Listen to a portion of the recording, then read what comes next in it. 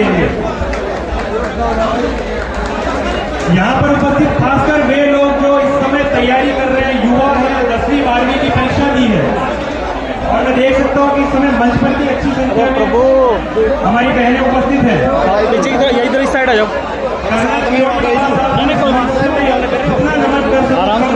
शिक्षा रूपी क्रांति हमारे समाज में जगाई, और उनके ध्येय वाक्य को यदि हम पढ़ें, अच्छी शिक्षा,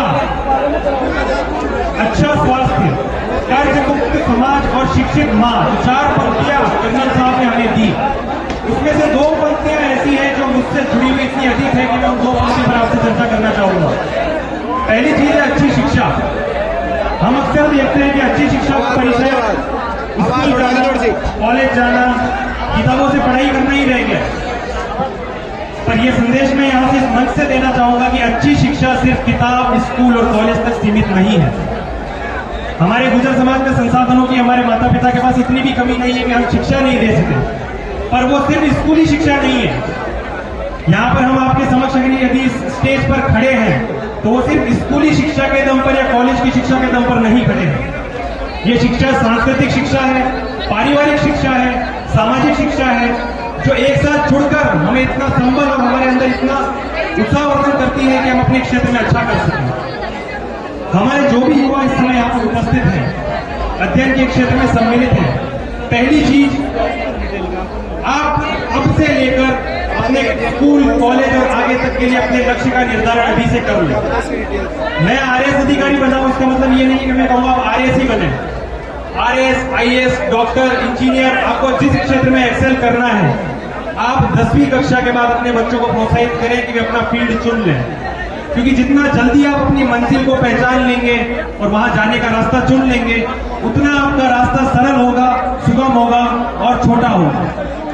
हम कई बार देखते हैं कि बच्चे 10वीं की पढ़ाई करते हैं, 12वीं की करते हैं, कॉलेज के बाद तक उन्हें पता नहीं चलता कि करना क्या है। आज हमारे समाज में वैक्यूम नहीं है, निर्वात नहीं है। आपके समक्ष, आपके बीच बहुत अच्छे शैक्षिक विद्वान अधिकारीगण उपस्थित हैं, और हमारे समाज का ये अनूठा प्रेम है कि भले ही मैं किसी को व्यक्तिगत रूप से नहीं जानता हूँगा, पर अगर कोई गुर्जर मेरे पास आके ये भी बोल देगा आप मेरे भाई गुर्जर बड़े भाई हो, तो मैं उसको कभी बताने के लिए मना नहीं करूंगा। और इसका फायदा किसको उठाना है? इसका फायदा आप लोगों को उठाना है।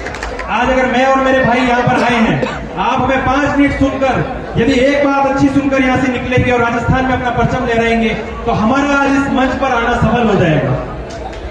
मेरी पहली और ओनली एक फर्स्ट मैसेज है, अपने लक्ष्य का निर्धारण सबसे पहले करें। दूसरा, पढ़ी लिखी माँ। मैं अपनी माँ का उदाहरण आपको देना चाहूंगा कि यदि आज अगर मैं इस मंच पर उपस्थित हूँ, हिसाबा पहनकर आपके सामने बड़ी बड़ी बातें कर रहा हूँ, आरएएस का टैग मेरे आगे लगा है, अधिकारी का लगा है, तो वो सिर्फ मेरे बल पे नहीं है, उसमें मेरे माता पिता का सबसे बड़ा योगदान है। और यहीं से शुरू होता है एक पढ़े लिखे माँ बाप, या एक मैं कहूँ एक जागृत माँ बाप का काम। आरएएस क्यों बनना है, कैसे बनना है, ये सब आगे अपने जीवन में सीखते हैं। कोई 8वीं करता है, 10वीं करता है, किसी को देखता है। मैं जब 3 से 4 वर्ष का था, तभी मेरे पिता के मुंह से मैंने सुना था कि समाज में आसपास कोई और तो नहीं पढ़ रहा है, पर मैं अपने बच्चे को अधिकारी बनाऊंगा, आरएएस बनाऊंगा। तो दिमाग में और कुछ तो लगी नहीं, पर वो शब्द अटक गया कि आरएएस बनना है। भले फुल फॉर्म भी नहीं पता थी उस समय पे। प्रकृति का नियम है, ईश्वर की जो मर्जी थी, एक अनहोनी घटना घटी और पिता को मैंने 6 वर्ष की उम्र में जरूर खोया। पर वो जो दिमाग में मेरे बात अटक गई थी कि मुझे शिक्षा के मार्ग पर चलना है। मेरे पिता का सपना था कि मुझे आसपास अपने समाज से एक ट्रैक बदलकर अच्छा उदाहरण पेश करना है। तो मैंने अपने अरे साहब से थोड़ा मैं माफी चाहूंगा, विराम लेना चाहूंगा। इम्पोर्टेंट लाइट वाले भैया, इधर तार हट गए हैं, लाइट वाला भैया, विशेष इमरजेंसी है, आप आकर के तत्काल देखें मंच के बाएं तरफ। हाँ जी, एसडीएम साहब शुरू। मेरे पिता के देहांत के बाद भी मेरी मां ने सिर्फ एक ही लक्ष्य रखा कि इसको सिर्फ और सिर्फ शिक्षा, शिक्षा और शिक्षा देनी। जो आज मुझे समझ में आता है बनने के बाद कि किरोड़ी बाबा ये बात क्यों कहते थे, क्योंकि जब हम स्कूल और कॉलेज में होते हैं तब हमें इसका महत्व इतना पता नहीं पड़ता, क्योंकि हम उस प्रक्रिया से गुजर रहे होते हैं। पर जब आप स्कूल कॉलेज के बाद इस कंपटीशन भरी दुनिया में निकलेंगे तो आपको पता था कि वो सब मेहनत व्यर्थ नहीं थी।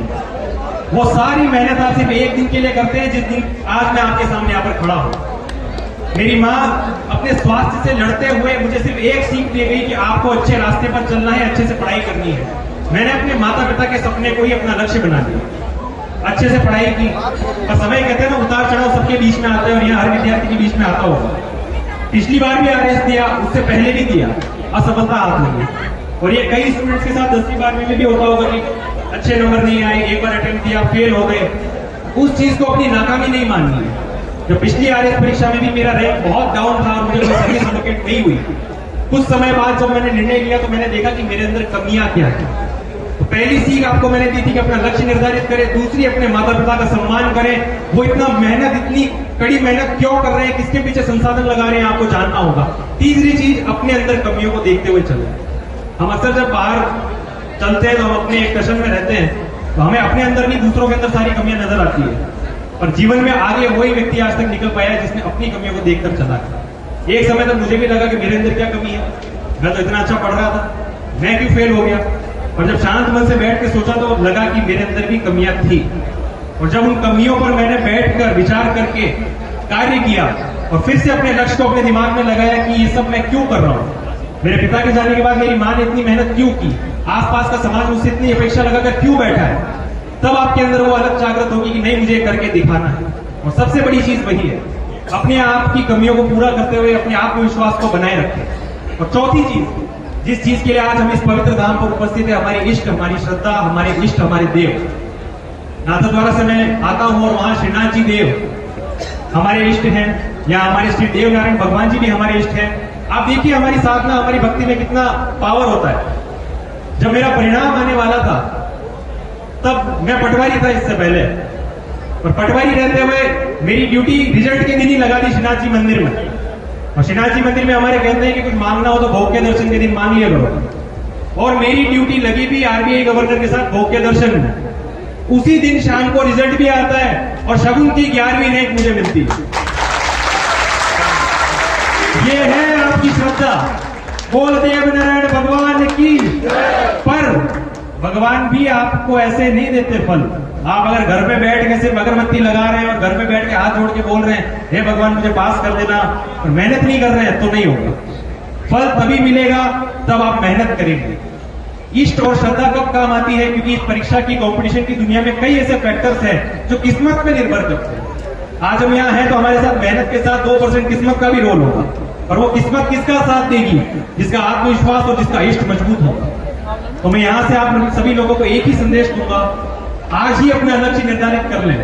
यदि आप वास्तविकता में मुझे अपना बड़ा भाई मानते हैं और यहां से एक सीख लेकर जाना चाहते हैं, आज ही जितने बच्चे यहाँ पर उपस्थित है अपना लक्ष्य निर्धारित करें, अपना रास्ता चुने, गाइडेंस लें अच्छे लोगों से और अपने माता पिता की ओर देखकर चले कि वो इतनी मेहनत हमारे लिए क्यों कर रहे हैं। और यहां पर आकर आप में से यदि 2 व्यक्ति भी IAS RAS में टॉप कर जाएंगे तो हम समझेंगे कि हमारा यहाँ आना सफल हो गया। खासकर हमारे समाज की बेटियां, हमारी बहनें, क्योंकि मैं हमारे क्षेत्र में भी देख रहा हूं वो और आगे निकल रही है, जो हमारे लिए गर्व का विषय है। तो मैं कहना चाहूंगा कि बच्चे भी जो हैं, अब आपका कॉम्पिटिशन आपस में करिए। हमें सिर्फ अब MBC कोटा को टारगेट नहीं करना है, हमें टारगेट करना है कि हम जनरल की सीट लेकर सेलेक्ट होंगे। हम अपने भाई बहनों की सहायता करेंगे और सिर्फ सेलेक्ट होकर बैठेंगे नहीं, उन्हें आगे मार्गदर्शन देंगे, उन्हें प्रोत्साहित करेंगे। इसी के साथ अधिक समय नहीं लूंगा, मेरे और भी साथी यहाँ उपस्थित हैं, सभी को सादर प्रणाम। और ये प्रेम सम्मान ये मैं ना भूलूंगा, ना यहाँ से आखिरी बार जा रहा हूँ, यहाँ बार बार आने के लिए और ये प्रेम पाने के लिए आ रहा हूँ। और आप सभी के बीच हमेशा आता रहूंगा, आपके बड़े भाई के तौर पर, आपके छोटे भाई के तौर पर। कभी भी मुझसे किसी भी तरह की जरूरत होगी, सहर्ष में देव नारायण भगवान के आशीर्वाद स्वरूप उसे लेकर आप सभी के बीच उपस्थित रहूंगा। बहुत बहुत धन्यवाद, बहुत बहुत धन्यवाद। बहुत बहुत धन्यवाद सम्मानीय विवेक जी गुजर साहब। वाकई